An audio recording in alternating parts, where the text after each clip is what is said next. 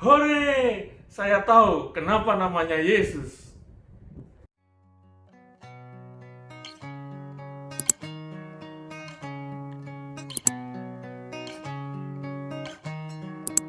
Shalom, saudaraku. Saat ini saya ingin membahas satu hal tentang kenapa namanya harus Yesus. Baik, ini berangkat dari cerita kelahiran Yesus. Saya akan bacakan dulu dari Alkitab ya. Terambil dari kitab Injil Matius pasal 1 tentang kisah kelahiran Yesus. Begini bunyi firman Tuhan. Kelahiran Yesus Kristus adalah seperti berikut. Pada waktu Maria ibunya bertunangan dengan Yusuf, ternyata ia mengandung dari Roh Kudus sebelum mereka hidup sebagai suami istri. Karena Yusuf suaminya seorang yang tulus hati dan tidak mau mencemarkan nama istrinya di muka umum, ia bermaksud menceraikannya dengan diam-diam. Tetapi ketika ia mempertimbangkan maksud itu, malaikat Tuhan nampak kepadanya dalam mimpi dan berkata, "Yusuf, anak Daud, janganlah engkau takut mengambil Maria sebagai istrimu, sebab anak yang di dalam kandungannya adalah dari Roh Kudus. Ia akan melahirkan anak laki-laki, dan engkau akan menamakan dia Yesus." Jadi ini pesan malaikat.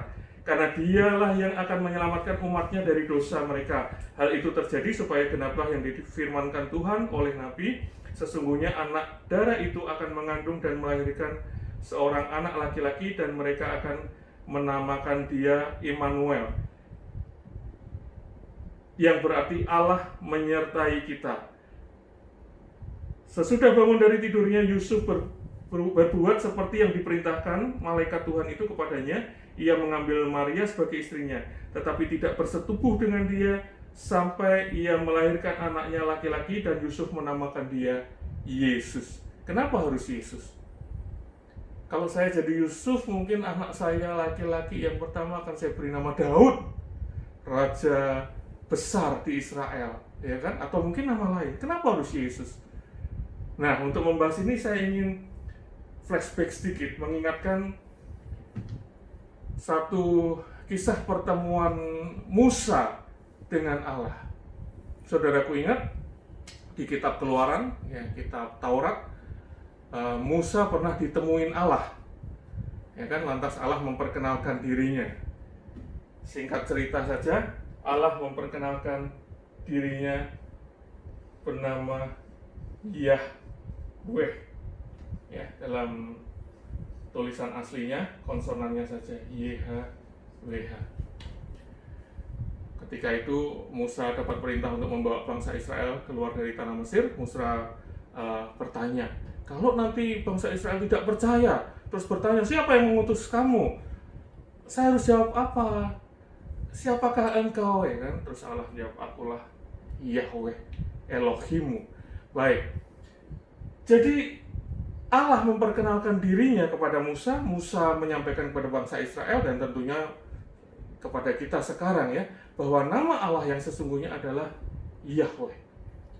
Tapi kemudian dalam perjalanannya bangsa Israel sering menyia-nyiakan nama itu, seperti kita sekarang aja dikit-dikit sumpah demi Tuhan, demi Allah. Mungkin bangsa Israel juga gitu ya, dikit-dikit demi Yahweh atau apa.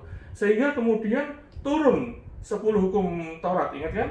10 hukum Taurat. Hukum pertama, jangan ada padamu Allah lain. Yang kedua, jangan membuat patung dan menyembahnya. Yang ketiga apa? Jangan menyebut, nah ini rupanya, jangan menyebut nama Yahweh Elohimu dengan sia-sia, dengan sembarangan. Nah, karena ada hukum ini, bangsa Israel jadi takut menyebut nama Yahweh ya, dan benar-benar kalau ada orang nyebut nama Yahweh dia jadi mati. Nah, kemudian bangsa Israel menyebut Allah dengan sebutan-sebutan lain. Ya, muncul Adonai.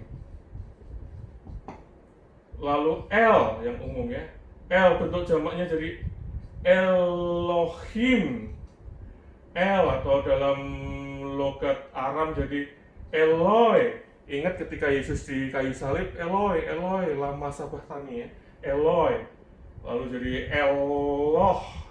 Bangsa Arab jadi Allah. Ya, kita jadi Allah.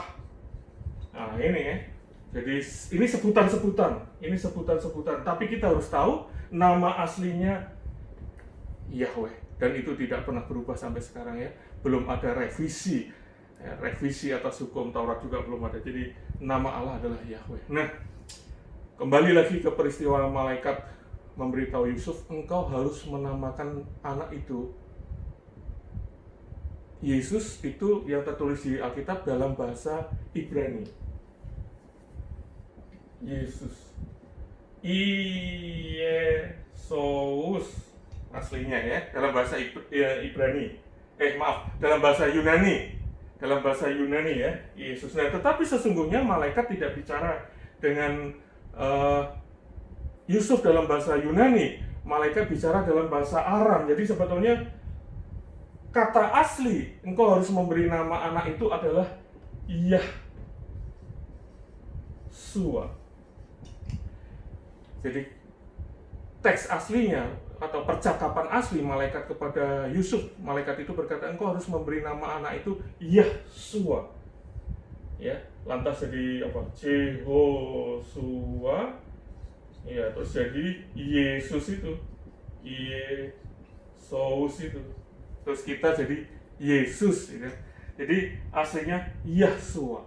Nah, dengan cerita saya tadi tentang Musa, kita jadi tahu kan, kita bisa ambil satu kesimpulan bahwa ketika malaikat berkata engkau harus memberi nama anak itu nanti Yahsua, sesungguhnya malaikat sedang berkata bahwa nama itu bukan sekedar nama, itu jati diri. Anak yang akan dilahirkan dari rahim Maria itu adalah Yahweh yang Sua. Atau bahkan malaikat tambahin lagi, orang akan menyebut dia Immanuel. Karena malaikat tahu bangsa Israel nggak berani menyebut nama Yahweh atau Yah, makanya ditambahin lagi. Orang akan menyebut Immanuel supaya lebih jelas bahwa bayi itu adalah El. Bayi itu adalah El yang Imanu dalam bahasa Ibrani. Imanu itu bersama kita atau dengan kita. Dia El. Bayi itu adalah El, Eloi. Bayi itu adalah Eloh. Bayi itu adalah Allah yang bersama kita. Nah, sekarang malah disadur lagi dalam bahasa Arab Imanu, terus kemudian ke bahasa Indonesia manusia.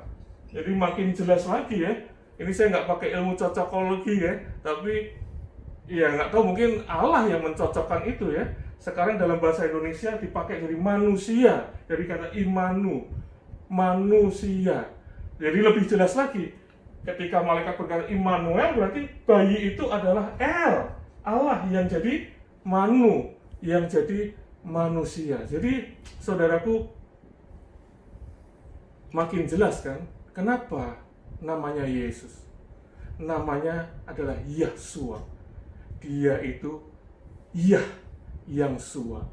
Dia itu El, Eloi, Eloh, Allah yang jadi manusia. Jadi kalau ada di luar sana, saya boleh sebut orang-orang pembenci Kristen masih bertanya saja, di mana sih ayat di Alkitab yang menunjukkan bahwa Yesus adalah Tuhan? Ini loh, Matius 1, bukan Petrus, bukan Yohanes, bukan Paulus, bukan Yusuf yang berkata, malaikat dari surga. Dia berkata, bayi itu adalah Yahweh-Sua, Immanuel. Shalom.